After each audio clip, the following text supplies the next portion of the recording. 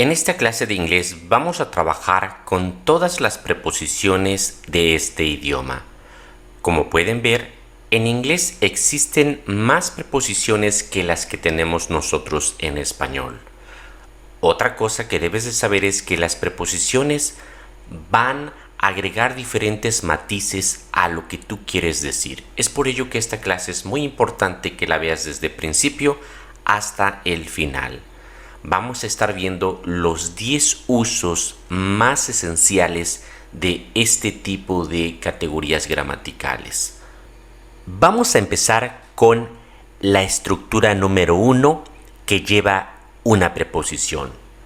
Esta estructura que puedes ver aquí, verbo, preposición, objeto, nunca la vamos a poder separar u omitir en inglés. Aunque en nuestra lengua materna no haya preposición, pero en inglés debemos colocarla, como en los siguientes ejemplos. I like to listen to music in the morning. Me gusta escuchar música en la mañana. Aquí tengo el verbo listen.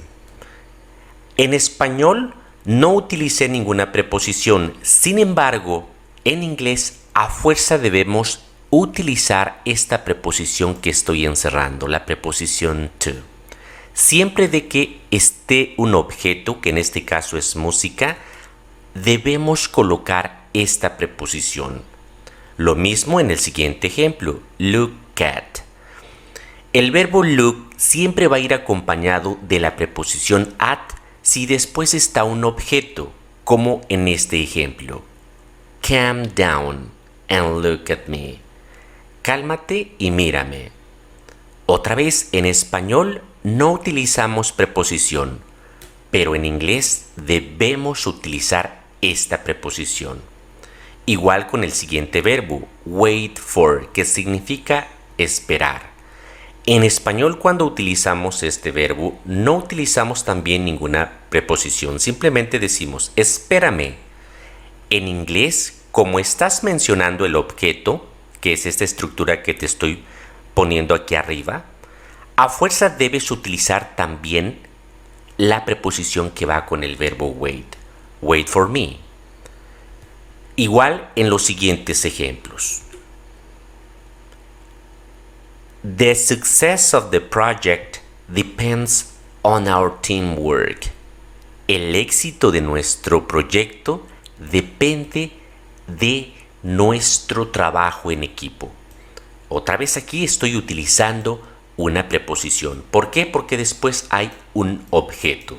Entonces, hay que tener mucho cuidado en no separar ni omitir preposiciones en inglés cuando estemos mencionando un objeto. El otro ejemplo. I often dream of traveling around the world. A menudo sueño con viajar alrededor del mundo. Nuevamente, a menudo sueño con viajar. Tenemos esta preposición. Otra cosa muy importante con respecto a esta primera regla es que muchas veces las preposiciones que utilizamos en español no son las mismas que se utilizan en inglés. Por ejemplo, el verbo soñar, en español lo utilizamos con la preposición con, soñar con viajar.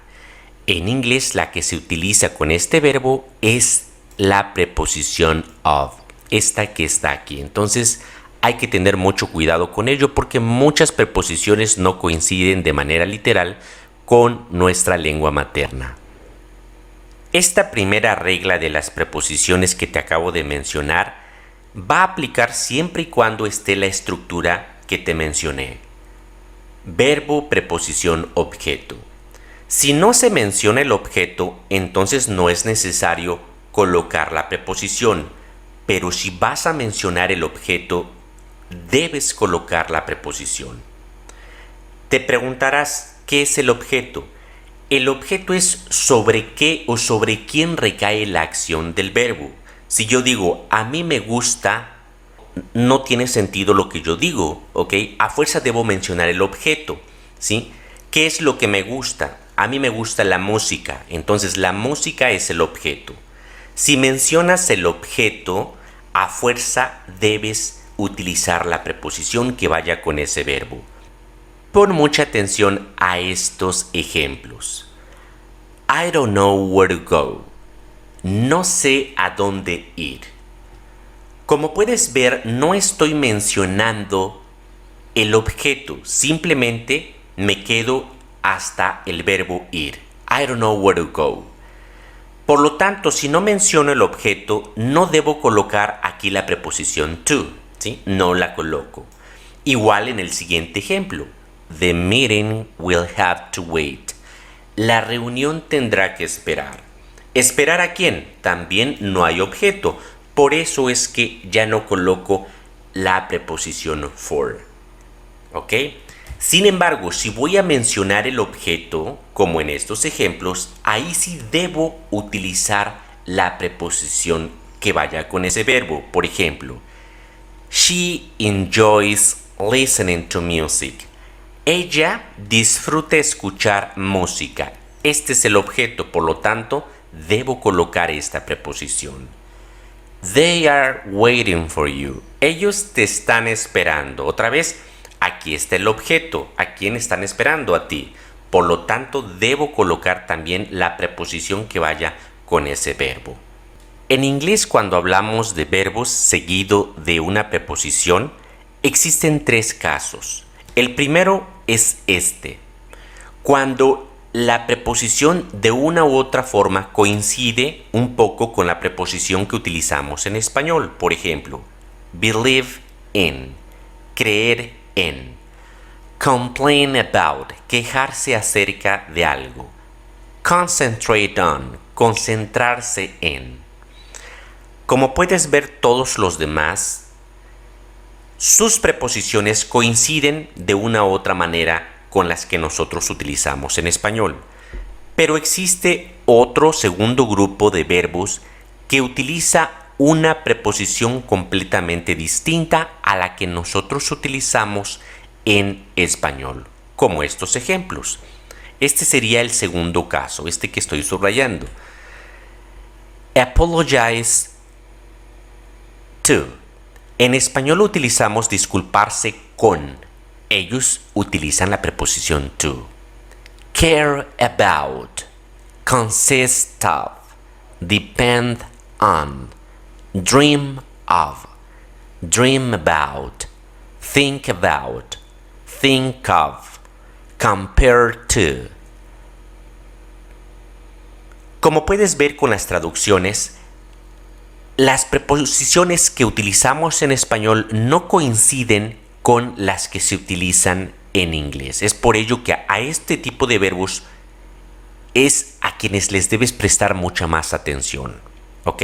Este es el segundo caso. Y el tercer caso es el siguiente.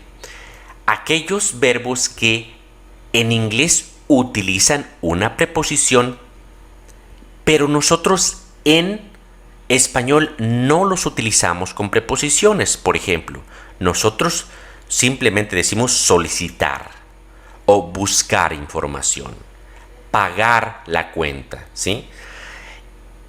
En inglés, cuando vas a utilizar el verbo pagar, va a ir la mayoría de veces seguida de la preposición for, ¿ok? Entonces, estos tres casos son los que tienes que tener en cuenta con respecto a la primera estructura. Verbo, preposición, objeto.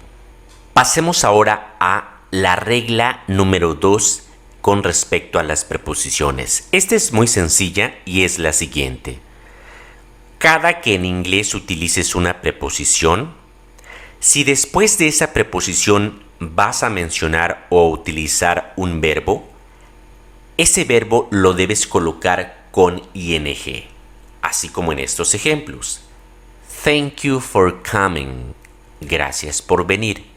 Estoy utilizando esta preposición y después un verbo. Este verbo lo debo colocar con ing. He apologized for being late.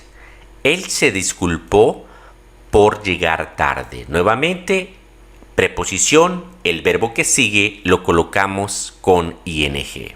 They congratulated him on winning the competition. Ellos lo felicitaron por ganar la competencia. Nuevamente, utilizo preposición, verbo con ing. He insisted on paying for everyone's dinner. Él insistió en pagar por la cena de todos. Nuevamente utilizo preposición, después el siguiente verbo va con ing. Eso es una regla muy importante que debes aprenderte al momento de utilizar preposiciones en inglés. Igual en estos ejemplos.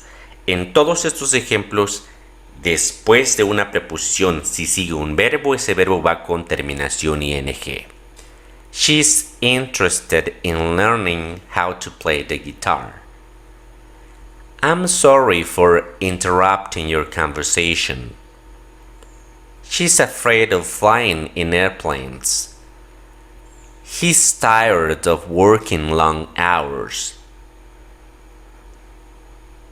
El tercer uso de las preposiciones es que cuando las utilizamos con un verbo, van a formar lo que en inglés se llama verbo frasal.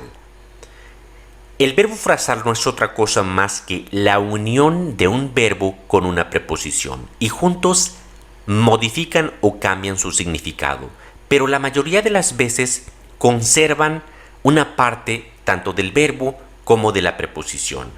Cuando tú aprendas verbos frasales, trata de entender el sentido de la preposición que se está utilizando. Por ejemplo, la preposición out. La preposición out nos va a indicar hacia afuera, nos va a indicar estos significados que te estoy poniendo aquí.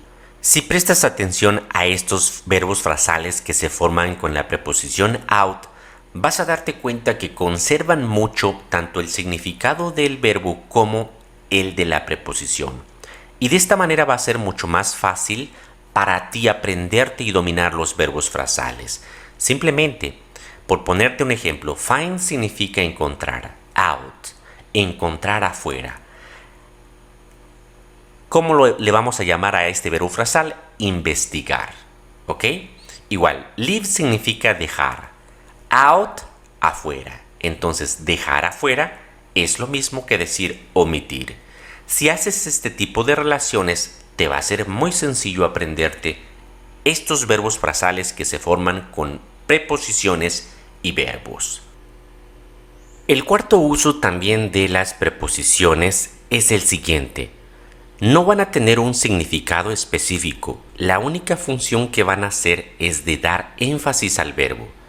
Te lo explico en los siguientes ejemplos. Voy a utilizar el verbo print, que significa imprimir. Can you print this document for me? ¿Puedes imprimir este documento para mí? I need to print some photos for my presentation. Necesito imprimir algunas fotos para mi presentación. Estos ejemplos están correctos, solamente estoy utilizando el verbo print. Sin embargo, también vas a escuchar muchas veces que el verbo print se utiliza con la preposición out. ¿Ok? Tiene lógica, cuando imprimimos la impresión sale, ¿ok?, de la impresora, ¿ok? Tiene lógica, pero no está haciendo nada, no está cambiando el significado del verbo, simplemente le está dando énfasis. I'll print out the report and bring it to the meeting. Imprimiré el reporte y lo traeré a la reunión. ¿Ok? Entonces, esta también es una función que tienen las preposiciones en inglés. Que no te confundan este tipo de expresiones. En realidad no cambian el significado. Lo que hacen es dar énfasis al verbo, como en estos ejemplos. Stand up. Ponte de pie. Clean up your room. Pack up your things. Speak up so everyone can hear you. Cheer up and smile. Speed up and catch the train. Eat it up. Drink it up. Open it up. En todos estos ejemplos, la preposición up no cambia el significado del verbo, simplemente le da énfasis. El up también tiene el sentido, aparte de indicar hacia arriba, tiene el sentido de terminarse algo, desde abajo hacia arriba. A eso se refiere. Entonces, ten mucho en cuenta también que un cuarto uso de las preposiciones es simplemente dar énfasis. El uso número 5 de estas palabras es el siguiente. La preposición que vayas a utilizar muchas veces va a depender del complemento que tengas en tu expresión. Por ejemplo, he fell and broke his leg. Él se cayó y se rompió su pierna. Después del verbo fell, que es caerse, no hay un complemento. Por eso no utilizamos ninguna preposición. Sin embargo, si hubiese complementos así como en estos ejemplos, la preposición que vayas a utilizar va a depender de ese complemento y pueden ser varias preposiciones. Depende si es en superficie, si es dentro, si es a un lado, debajo, etc. Las correctas traducciones para cada uno de estos serían las siguientes. I fell on the ice. I fell into the river. I fell down the stairs. I fell off my bike. I fell under a bus. Muy bien. Todas esas preposiciones las puedo utilizar con este verbo, pero la preposición va a depender de lo que esté en el complemento. También otra función que van a cumplir las preposiciones en inglés es la de agregar matices a los diferentes verbos, como en estos ejemplos.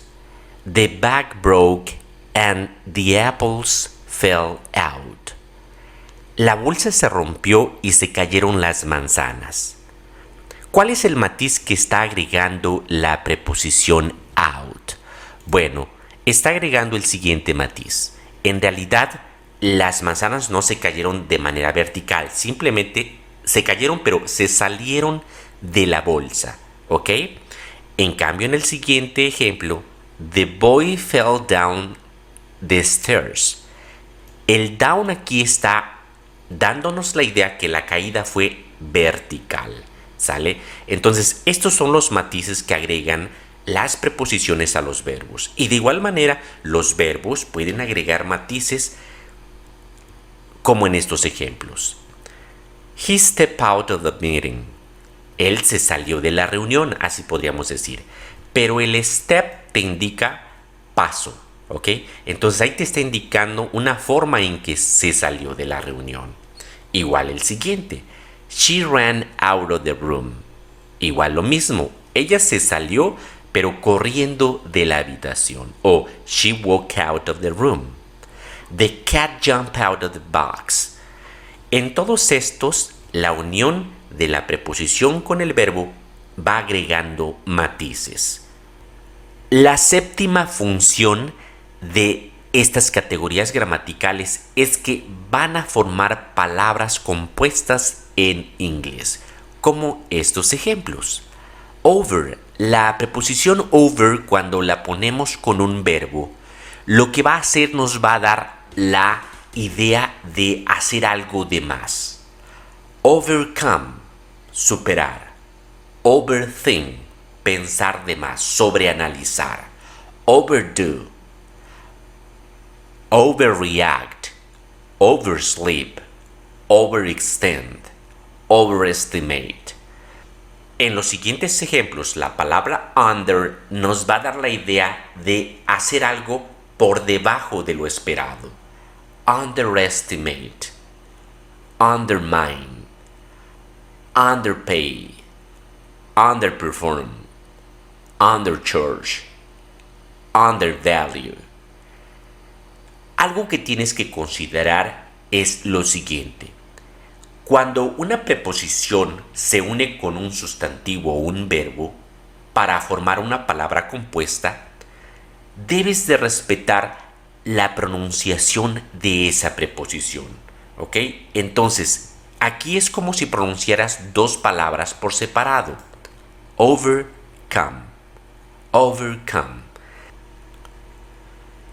De igual manera, algunas preposiciones en inglés tienen significados secundarios, como en este ejemplo. La preposición over tiene otro significado secundario que puede ser volver a hacer. Cuando lo utilizamos con un verbo, normalmente va a indicar la acción de volver a hacer ese verbo. Do over, volverlo a hacer. Start over, empezar de nuevo. Practice over, read over, cook over, paint over, try over. En todos estos ejemplos nos indica volver a hacer la acción del verbo.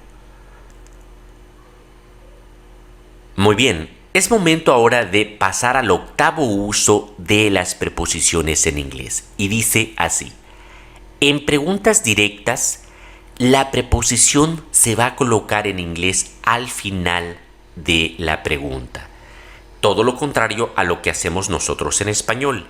En español, cuando hacemos una pregunta que lleva una preposición, esa preposición la colocamos al principio de la pregunta. ¿De dónde eres? En inglés, para este tipo de preguntas, la preposición la vamos a colocar al final. Where are you from? Where are you from? Where are you from? Otro ejemplo. ¿Para quién trabajas? Vean cómo la preposición en español la colocamos al principio. Ellos la colocan al final. Who do you work for? Who do you work for? Otro ejemplo. ¿Para qué estás haciendo eso? En español la ponemos al principio, en inglés la colocamos al final. What are you doing that for? What are you doing that for? Otro ejemplo. ¿Con quién estás en problemas? Who are you in trouble with? Who are you in trouble with? ¿Con quién vives? Who do you live with? Who do you live with? ¿En qué estás pensando? What are you thinking about? What are you thinking about? ¿De qué estás hablando? What are you talking about? What are you talking about? ¿Con quién estás hablando? Who are you talking with? Who are you talking with? ¿De quién te estás riendo? Who are you laughing at? Who are you laughing at? Como pudiste ver en todos estos ejemplos, son preguntas directas que llevan una preposición. En español nosotros esa preposición la ponemos al principio, pero en inglés se coloca hasta el final. Este es el octavo uso. El noveno uso va relacionado con este y tiene que ver con las preguntas indirectas. Así como en este ejemplo, céntrate en esta estructura. I don't know what you're talking about. I don't know what you're talking about. Es una pregunta indirecta. ¿Por qué? Porque aquí ponemos el verbo to be después del sujeto. Si fuera una pregunta directa, entonces este iría hacia acá y pondríamos un signo de interrogación. ¿Ok? Pero bueno, aquí lo decimos igual. La preposición la vamos a colocar hasta el final. No sé de qué estás hablando. I don't know what you're talking about. Otro ejemplo. No sé de dónde eres. Otra vez aquí tenemos una pregunta indirecta, ¿sí? No sé de dónde eres, ¿ok? Entonces, recuerda que si fuera una pregunta directa como la que vimos anteriormente, sería la pregunta Where are you from? El are iría aquí, ¿ok? Pero como es indirecta, en las preguntas indirectas, el auxiliar no va antes del sujeto, sino después. I don't know where you're from. I don't know where you are from. I don't know where you are from. Otro ejemplo. No sé qué estás pensando. I don't know what you are thinking about. I don't know what you are thinking about. No sé con quién estás viviendo o con quién vives. I don't know who you are living with. I don't know who you are living with. I don't know who you are living with. En todo caso, amigas y amigos, recuerden siempre esto. En preguntas tanto directas como indirectas, si estás utilizando una preposición en esa pregunta, en inglés debes colocarla al final. Aprende a pensar en inglés, simplemente interiorizando esta información que te estoy dando. Y si esta información te es útil, por favor, espero que ya me hayas regalado un like. La verdad es que a ti no te quita nada absolutamente, pero a mí me da mucho, me ayuda mucho con el algoritmo de esta plataforma. De antemano, muchas gracias por ello. Ya por último, el 10º uso de estas preposiciones en inglés tiene que ver con estructuras subordinadas. Cuando tengas una estructura subordinada, la preposición la vas a colocar después del verbo. ¿Qué es una estructura subordinada? Bueno, como en este ejemplo. Subordinado es porque esto, I live with, yo vivo con, está subordinado a lo que está antes, la chica, ¿sí? Por eso se llaman la chica con la que vivo, por eso se llaman subordinados, porque lo que está al final se subordina a lo que está al principio, ¿ok?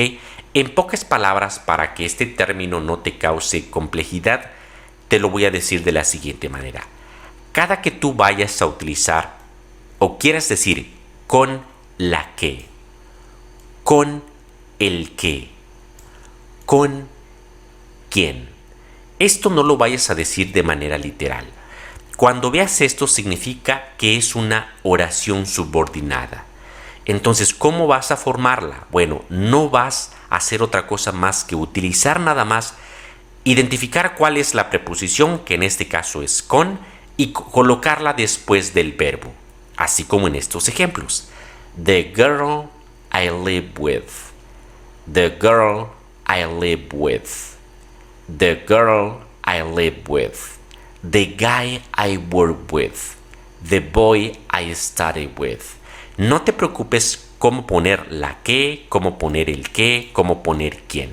Lo único que vas a hacer es colocar la preposición después del verbo. Y ya ahí tienes este tipo de enunciados subordinados. Y bien, amigos, de mi parte estos han sido los 10 usos que debes saber utilizar de las preposiciones en inglés. De esta manera te va a ser mucho más fácil entender muchas expresiones, entender a los nativos y también expresarte de una manera correcta. Si esta clase ha sido de ayuda para ti, te pido que me regales un like, me dejes un comentario y que compartas esta clase. Esto a mí me ayuda bastante. Nos vemos en la próxima clase. Have a nice and wonderful day.